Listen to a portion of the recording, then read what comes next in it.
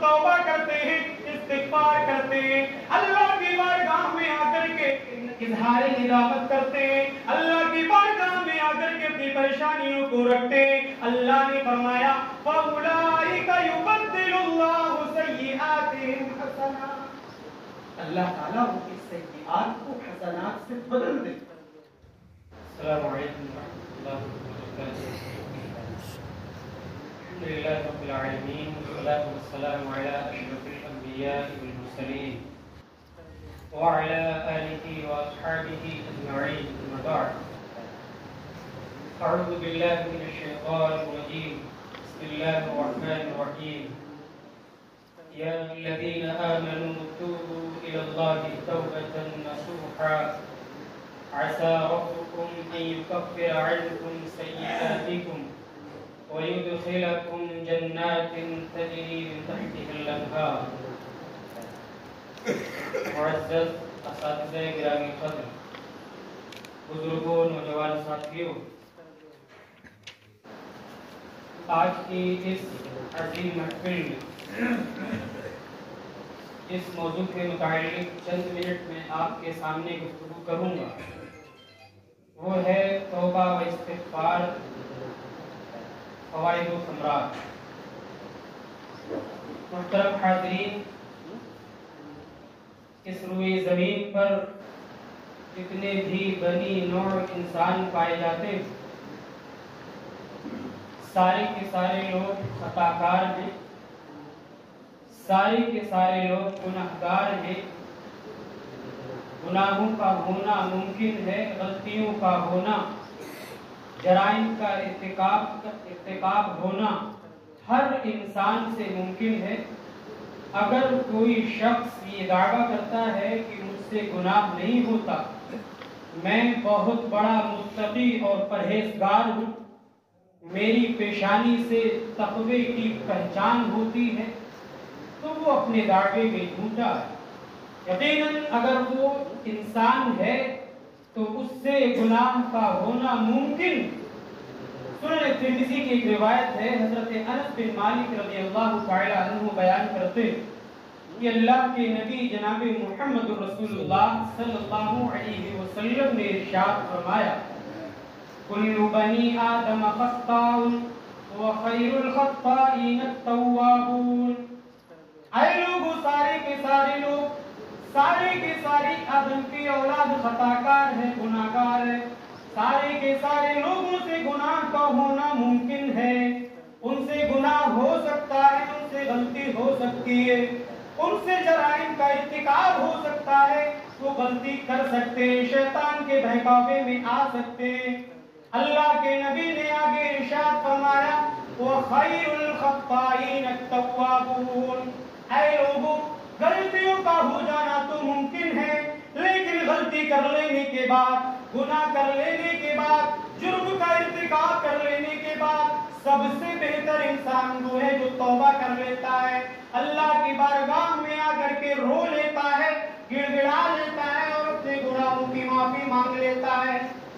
اس سے پتہ چلا کہ سارے کے سارے لوگ خطا کار ہیں. ان خطا کاروں میں بہتر وہ ہے جو اللہ کی بارگاہ میں آ کر کے توبہ کر لے, ندامت کا اظہار کر لے اور اپنی آنکھوں سے آنسو بہا لے, وہ سب سے بہتر ہے. یقیناً ایک مومن سے بھی گناہ ہو سکتا ہے, ایک عالم, ایک مفتی, ایک داعی اللہ سے بھی گناہ ہو سکتا ہے, لیکن گناہ کر لینے کے بعد اس کے دل میں خوف پیدا ہوتا ہے, اللہ کی بارگاہ میں آتا ہے اور خشیت کی وجہ سے گڑ گڑاتا ہے, روتا ہے اور اللہ سے توبہ کرتا ہے. صحیح بخاری کی روایت ہے, کتاب الدعوات میں امام بخاری نے اس روایت کو نقل کیا. حضرت عبداللہ بن مسعود رضی اللہ تعالی عنہ بیان کرتے ہیں کہ گناہ کرنے کے بعد ایک مومن کی کیا کیفیت ہوتی ہے, ایک ایمان والے کی کیا حالت ہوتی ہے. اللہ کے نبی جناب محمد رسول اللہ صلی اللہ علیہ وسلم نے ارشاد فرمایا ان المؤمن یرا ذنوبہ کأنہ قاعد تحت جبل. اے لوگوں, جب ایک مومن سے گناہ ہو جاتا ہے, جب ایک مومن سے غلطی ہو جاتی ہے, جب ایک مومن سے غلط کام ہو جاتا ہے, یا ذنوبہ, جب اپنے گناہوں کی فہرست پر نظر ڈالتا ہے, جب اپنی حالت کو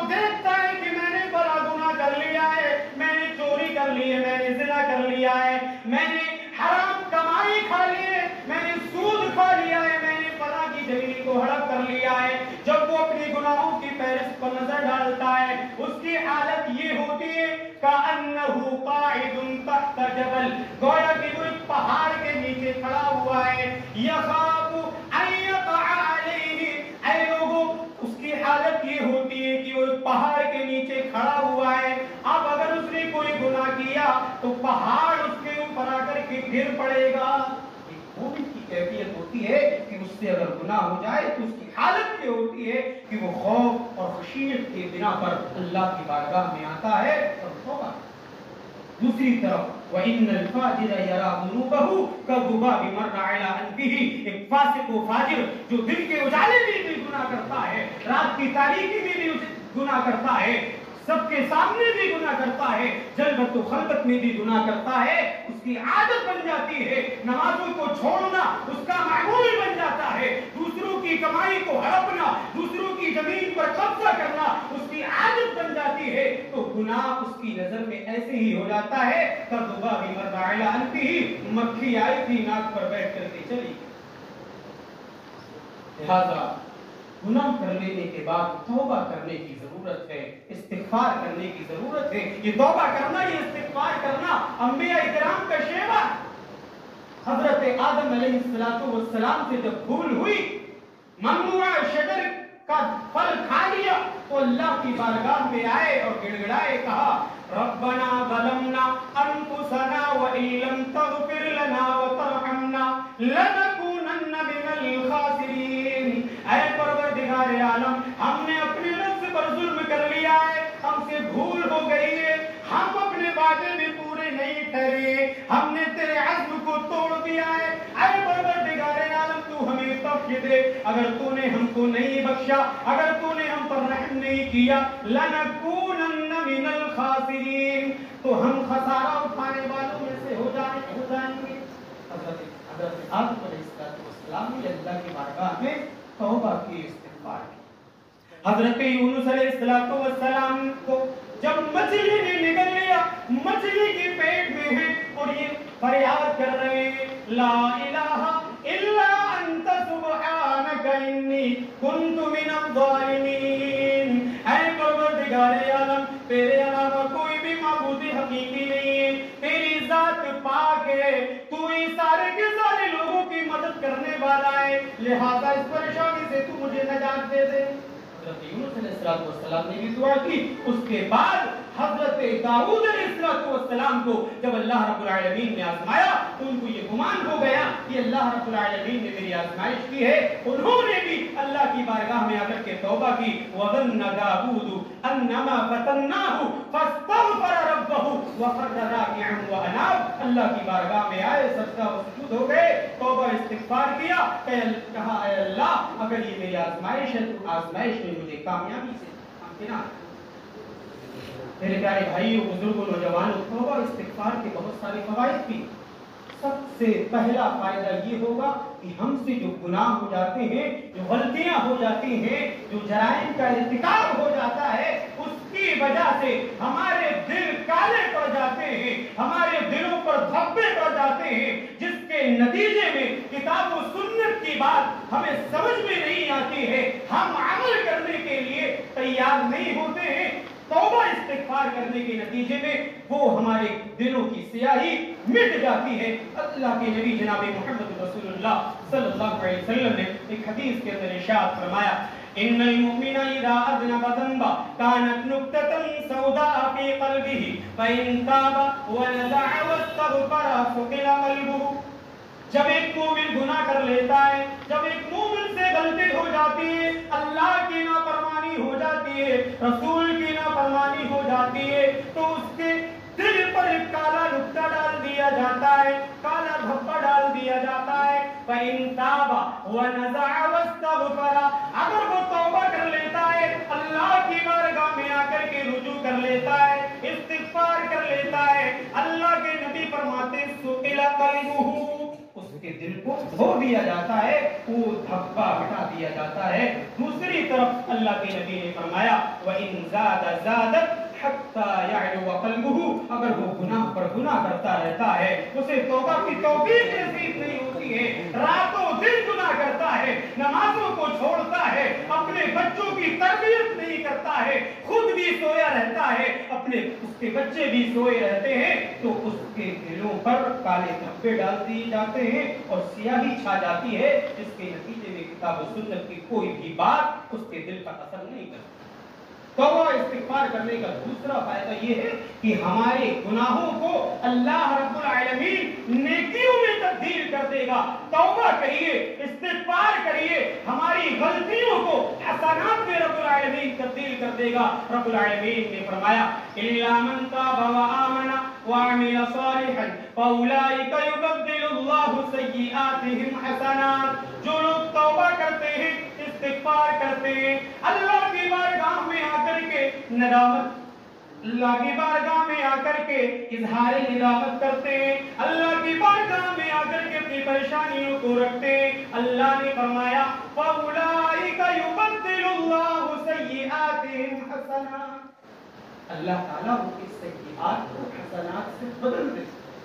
ان اللہ کا غفور رحیم، اللہ بہت ہی زیادہ معاف کرنے والا ہے اور رحم کرنے والا ہے، بخشنے والا ہے۔ تیسرا فائدہ یہ ہوگا کہ جو لوگ توبہ و استغفار کرتے ہیں، فرشتے ان کے حق میں دعائیں کریں گے، فرشتے ان کے حق میں دعائیں مغفرت کریں گے۔ اللہ رب العالمین نے قرآن مجید کے اندر ارشاد فرمایا الذین یحملون العرش ومن حوله یسبحون بحمد ربهم ویستغفرون للذین آمنوا ربنا فاغفر للذین تابوا۔ جو لوگ فرشتے ہیں جو عرش کو اٹھائے ہوئے ہیں، ان کے ارد گرد جو حضرات ہیں، وہ ان لوگوں کے سلسلے میں ان لوگوں کے لیے استغفار کرتے ہیں، ان لوگوں کے لیے دعائیں کرتے ہیں کہ اللہ استغفار کرنے والوں کو توبہ کرنے والوں کو تو بخش دے، فاغفر للذین تابوا، جو توبہ کرتے ہیں تو ان کو بخش دے۔ یہ فرشتے ہمارے حق میں دعائیں کریں گے اگر ہم استغفار کریں۔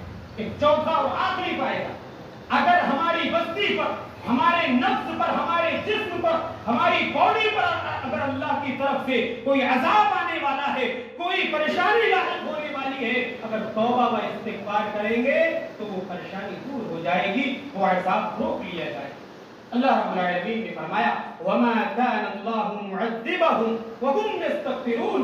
یہ لوگ جب تک توبہ و استغفار کرتے رہیں گے، اللہ ان کو عذاب نہیں دے گا، اللہ ان کو پریشانی میں نہیں ڈالے گا۔